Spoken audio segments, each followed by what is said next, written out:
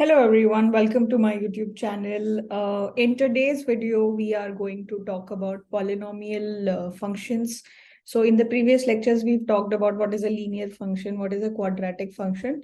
So today we are going to continue our discussion on what is the general form. So what are polynomial functions, उसके बारे में हम लोग बात करेंगे, and we will look at a few properties, how to find the integer solutions of a polynomial equations, and what is remainder theorem, ये सब के बारे में हम लोग बात करेंगे. And so we have started to continue our series on the mathematical methods for economics semester 1 course. So 15 lectures have already been uploaded on YouTube, and so this is going to be the 16th lecture. And from now onwards we will start posting the videos quite regularly. So if you have not seen those videos, please do check out there is a playlist with the name Mathematical Methods for Economics 1. So if you're someone who's doing BA Honors Economics, or you are doing some mathematical course, or you're just brushing up your basics of mathematics, these videos would be quite helpful for you. So please check them out. And yeah, so without further ado, let's get started and let's start discussing what is polynomial functions. All right, so first thing that I want to discuss is, जैसे कि हमने start किया था, सबसे पहले we started talking about linear functions. So अगर मैं बात करूं कि linear functions किस तरीके के होते हैं, so linear functions हमने देखा था. Okay, so we saw that linear functions, they are of the type fx equals to ax plus b. Okay, so इस तरीके के होते हैं हमारे linear functions. Then we looked at quadratic functions. So फिर हमने देखा कि quadratic functions किस तरीके के होते हैं. So quadratic functions जो हैं, they are of the form fx equals to ax square plus bx plus c. Okay, so linear functions में जो maximum power of x है वो 1 होती है. quadratic functions में जो maximum power of x होती है वो 2 होती है. इस तरीके से हमारे पास cubic functions भी होते हैं. cubic functions, so cubic functions क्या होते हैं? So cubic functions are of the form fx equals to ax cube plus bx square plus cx plus d.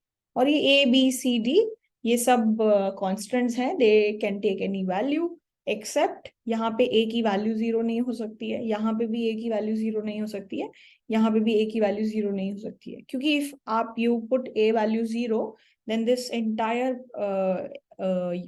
quantity becomes 0.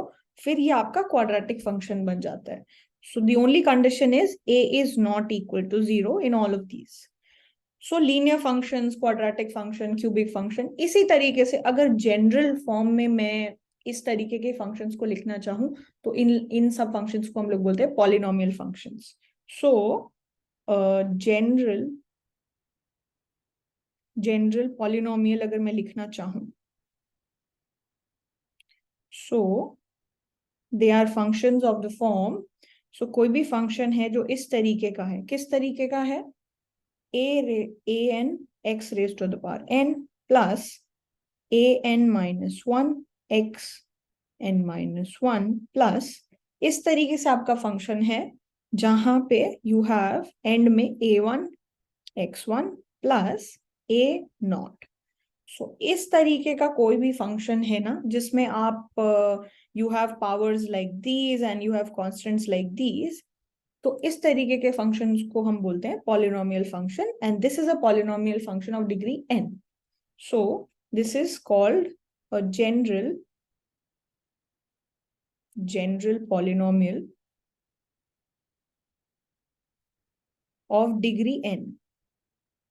Degree n का मतलब क्या है कि इसकी मैक्सिमम पावर जो है वो क्या है. तो जैसे लीनियर फंक्शन है, वहां पे x की मैक्सिमम पावर है 1, यहाँ पे x की मैक्सिमम पावर है 2, यहाँ पे x की मैक्सिमम पावर है 3. So this is a polynomial of degree 1, this is a polynomial of degree 2, this is a polynomial of degree 3.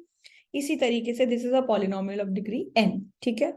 So these are general polynomial functions. Okay.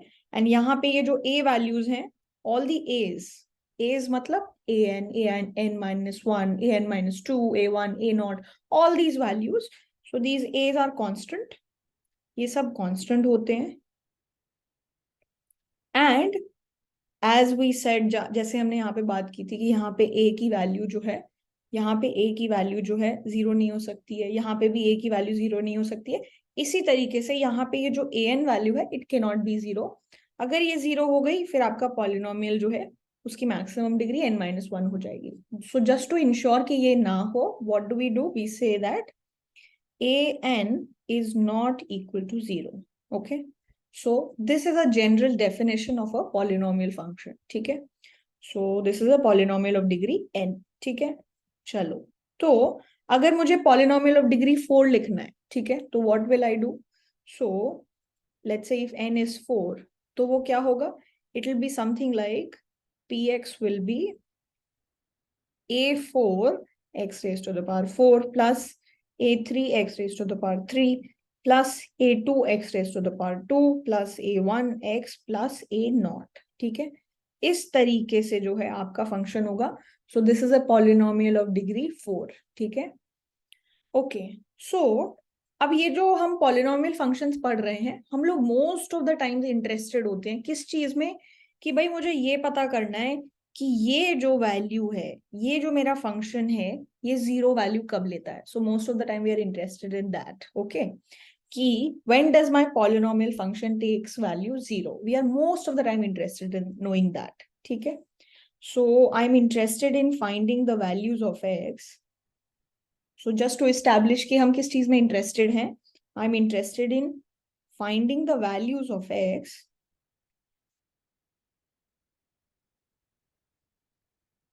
such that कि मेरा जो polynomial है it takes value 0. ठीक है, सो मैं इस चीज में इंटरेस्टेड हूं. तो अगर मैं ये लिखती हूँ कि मुझे ये पता करना है कि okay an xn plus an-1 x raise to the power n-1, okay, plus इस तरीके से जो भी मेरी इक्वेशन है a1x plus a not. When is this equation zero, right? So this is my polynomial function px equals to zero. So वो कौन सी x की वैल्यूज है जिसके लिए मेरा जो ये पॉलिनोमियल फंक्शन है ये वैल्यू ले लेता है जीरो. ठीक है, दिस इज माय इंटरेस्ट. तो ये जो इक्वेशन है, this equation that you see right here, इस इक्वेशन को हम लोग बोलते हैं general nth order equation. So general nth order equation बोलते हैं इसको. ठीक है, चलो, तो ये तो बड़ा कॉम्प्लिकेटेड सा मामला हो गया कि मुझे जब a1 a2 an ये सब वैल्यूज नहीं पता है, तो आई कांट से कि कहाँ पे ये वैल्यूज जो है जीरो होती हैं. बट एक स्पेशल कंडीशन है जहां पे मैं शायद कुछ स्टेटमेंट दे पाऊं अबाउट कि वो कौन से एक्स वैल्यूज हैं जहां पे आपका फंक्शन जीरो वैल्यू लेता है. ठीक है, सो मैं विद इन दिस क्वेश्चन कि मुझे ये पता करना है कि कौन से एक्स वैल्यूज के लिए मेरा पॉलिनोमियल जीरो वैल्यू लेता है, तो एक ब्रॉडर क्वेश्चन है, उसको मैं छोटा कर देती हूँ. मैं ये कहना चाहती हूँ कि प्लीज मुझे वो सारे वैल्यूज बता दो. So find all possible integer values of x such that px is zero for all those values. ठीक है, सो मैंने बोला कि ठीक है, अब आप जनरल नहीं बता सकते तो प्लीज वो सारे इंटीजर वैल्यूज ऑफ एक्स बता दो. इंटीजर वैल्यूज का मतलब क्या हो गया? 0 1 2 3 या फिर -1 -2 -3, इस तरीके के जो भी पॉसिबल वैल्यूज ऑफ एक्स हैं जो मेरे फंक्शन में अगर मैं पुट करती हूँ तो वैल्यू आ जाती है जीरो, वो सब वैल्यूज के बारे में थोड़ी इंफॉर्मेशन दे दी जाए. अगर ऐसा किया जाए, सो अब मैं अपना क्वेश्चन जो है, वो बड़ा क्वेश्चन जो हमने लिया था उसको नैरो डाउन करके हम सिर्फ इस क्वेश्चन को डिस्कस करने वाले हैं. ठीक है, तो अब हमें क्या निकालना है? Find all possible integer values of x such that my polynomial takes value zero at those points. ठीक है, एंड अच्छा, हमारे एनालिसिस को सिंपल बनाने के लिए एक कंडीशन और दे दी गई है. एक कंडीशन जो दे दी गई है वो ये है कि मान लेते हैं कि ये जो सारे आपके कोएफिशिएंट्स हैं, so x raise to the power n, x raise to the power n-1, इनके आगे जो कांस्टेंट है उसको हम लोग बोलते हैं कोएफिशिएंट्स. सो ये सारे जो कोएफिशिएंट्स हैं ये बता दिया गया है कि ये सारे कोएफिशिएंट्स जो हैं दे आर आल्सो इंटीजर्स, ठीक है। सो तो हमारी सिचुएशन क्या है, हमें बोला गया है कि ठीक है, सपोज दैट ये जो ए एन है, ए एन माइनस वन है, up to a one, a not, ये जो सारे वैल्यूज हैं they are all integers.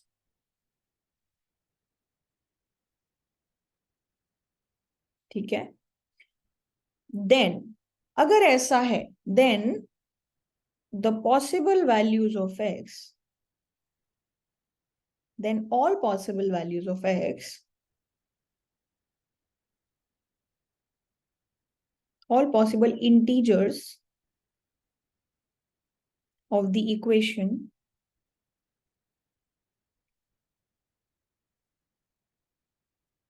so all possible integer values of x, so then all possible integers of the equation, which equation, ये वाली equation, so वो सारे possible values of x जो कि integers हैं और जो इस equation को भी satisfy कर रहे हैं, वो एक बहुत ही स्पेसिफिक चीज को फॉलो करेंगे। ठीक है, सो वो सारे पॉसिबल वैल्यूज ऑफ एक्स जिनको अगर आप इस इक्वेशन में पुट करोगे तो वो जीरो वैल्यू ले रहे हैं। So all possible integer values of x,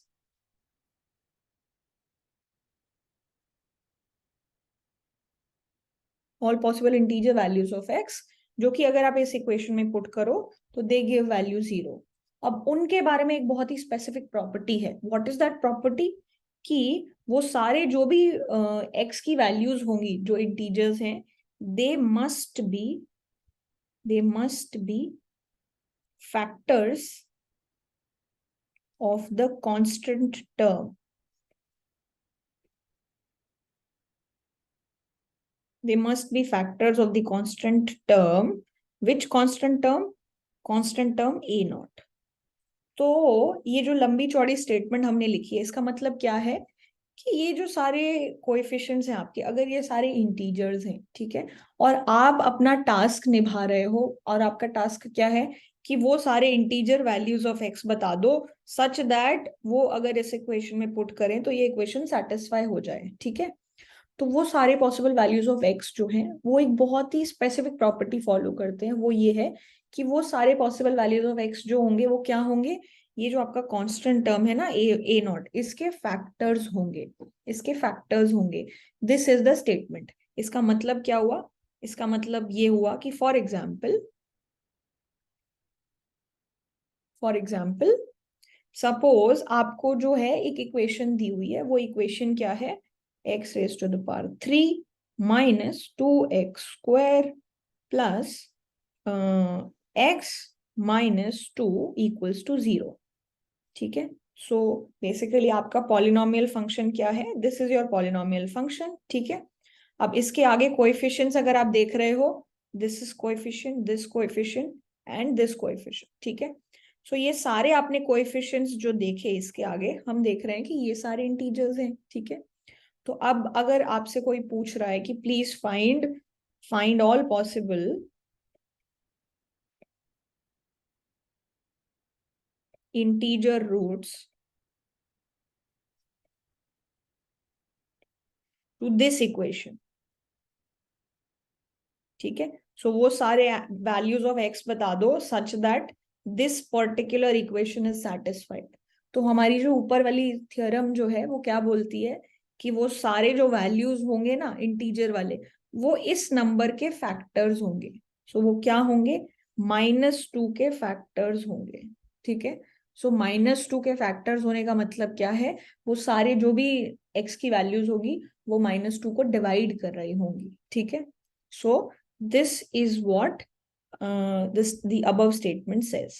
तो अब मैं क्या करूंगी, अब -2 के फैक्टर्स क्या क्या होते हैं, -2 के फैक्टर्स, ओके, सो क्या अगर आप 1 से डिवाइड कर रहे हो, so -2 divided by 1, is it being divisible? Yes. अगर आप -1 से डिवाइड कर रहे हो, is it being divisible? Yes. अगर आप 2 से डिवाइड कर रहे हो, is it being divisible? Yes. अगर आप -2 से डिवाइड कर रहे हो, is it being divisible? Yes. इसके अलावा there is no factor of -2। So -2 के पॉसिबल फैक्टर्स क्या क्या हो गए, +-1 एंड +-2। सो ये हमारे फैक्टर्स हो गए -2 के, राइट।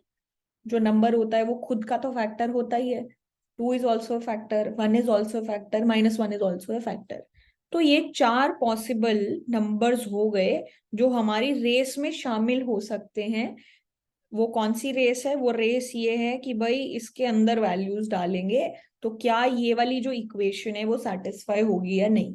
तो अब हमारा टास्क बहुत सिंपल रह गया। हमारा टास्क क्या है कि ये 4 वैल्यूज जो है इस इक्वेशन में पुट अप करो और देखो कि भाई 0 आ रहा है या नहीं आ रहा है। तो अगर आप क्या करोगे, अगर आप x की वैल्यू 1 पुट अप करोगे तो आपकी वैल्यूज क्या है, 1 raised to the power 3 -2 into 1 raised to the power 2 +1 - 2।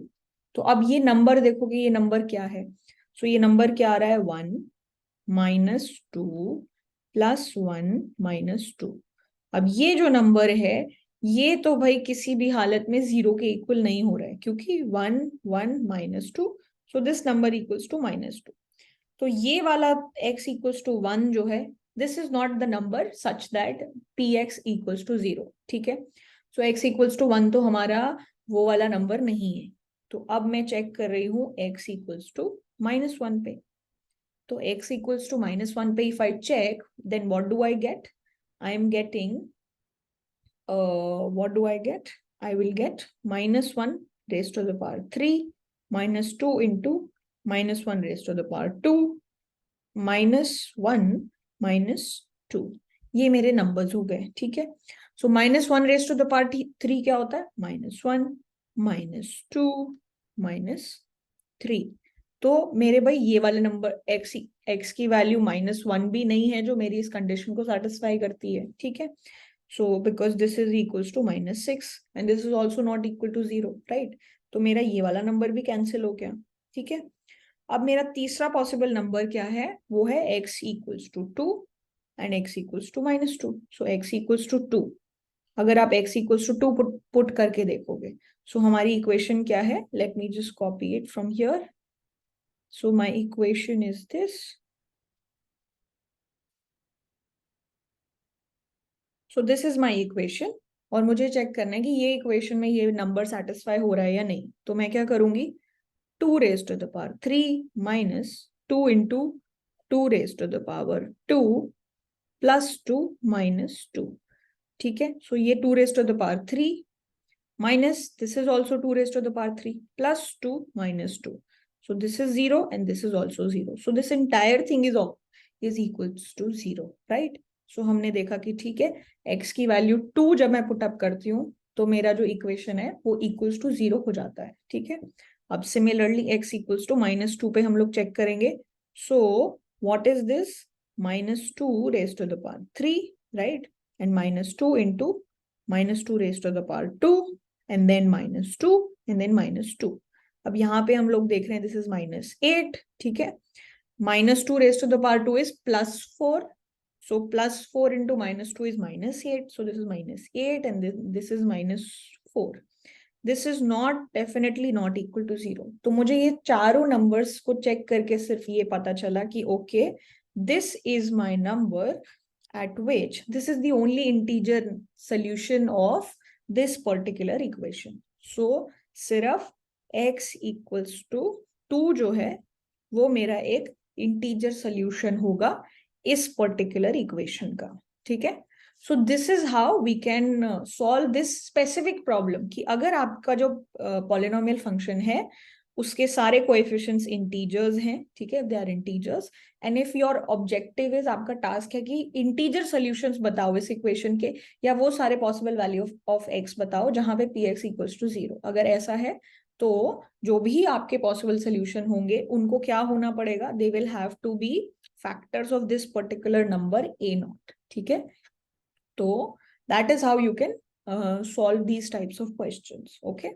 So okay, so I think that is it for today's lecture. In the next lecture we will start to talk about the remainder theorem and we will also do कि दो polynomials को आपस में कैसे divide किया जाए, ठीक है। So I hope you liked and you were able to understand this topic. And if you did, please subscribe to my channel and please like the video. And if you know someone who can find it helpful, so please share it with them also. So thank you so much for watching the video, and I will see you super soon with the next video talking about the remainder theorem and rest of the topics. So thank you so much.